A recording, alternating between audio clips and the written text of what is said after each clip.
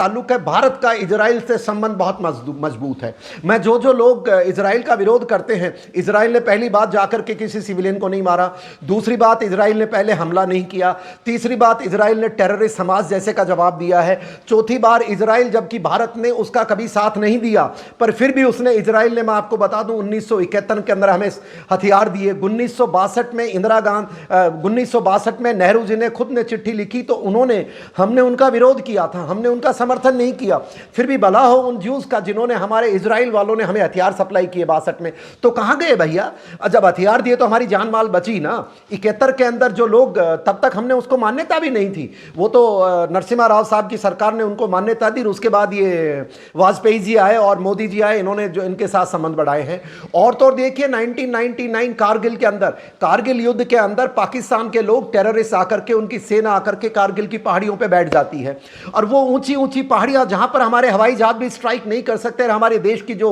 सरकार थी, पता नहीं ऐसी बोनी सरकार क्या ये करती हैं कि उन्होंने एयरफोर्स को आदेश दिया कि आप पाकिस्तान में नहीं घुस सकते। आप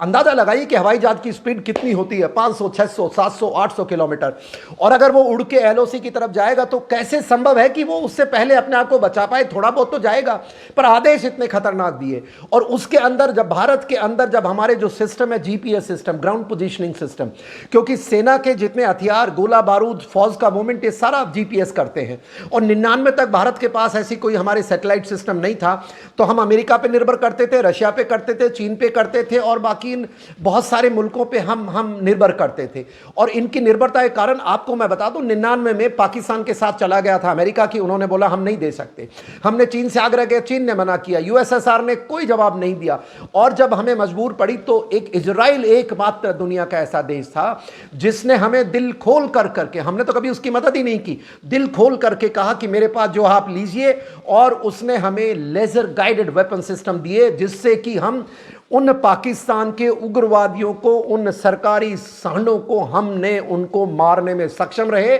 और हमारी भारत की जो जमीन थी, जैसी हमने निर्धारित की थी, कारगिल में विजय हासिल की। अब आप देखिए, जिस देश ने आपके हजारों जानें बचाई सैनिकों की, जिसने आपका स्वाभिमान बचाया, जिसने आपके कश्मीर में सिविलियन की हजारों की संख्या में हत्याएं पाकिस्तानी टेररिस्ट करते उनको बचाया, आज जो लोग देश के अंदर, भारत के अंदर, भारत की भूमि पे रह करके इजराइल का समर्थन करते हैं, तो भैया फैसला करो कि आपके लिए देश जरूरी है, हमारे नागरिक जरूरी हैं, कि आप जिस धर्म के हैं उस धर्म का दुनिया में कहीं भी नुकसान हो तो आप उसका ढिंढोरा पीटें। तो मैं मानता हूं भारत का आज का युवा है, भारत के आज के नागरिक हैं, भारत के आज के जो लोग हैं, भारत की सरकार है, और मोदी जी आपसे भी गुजारिश करना चाहूंगा, आपने यूएनओ में बड़ा डिप्लोमेटिक एक आंसर दिया आपके अधिकारी ने कि हम शांति चाहते हैं। शांति तो हर कोई चाहता है, पर इजराइल का समर्थन आपने खुल के नहीं किया, जो बहुत बुरी बात है। भारत सरकार को करना चाहिए, भूलिए मत,